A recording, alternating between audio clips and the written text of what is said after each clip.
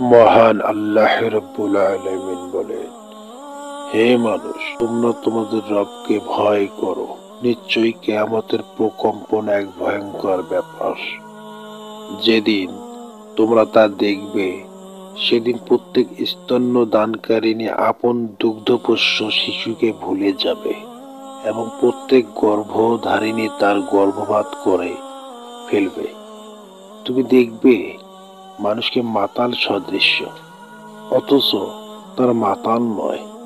তবে আল্লাহ আযাবই কঠিন। মানুষের মধ্যে কতক আল্লাহ সম্পর্কে তর্ক বিতর্ক করে না জেনে, এবং সে অনুসরণ করে প্রত্যেক বিদ্রোহী শয়তানের।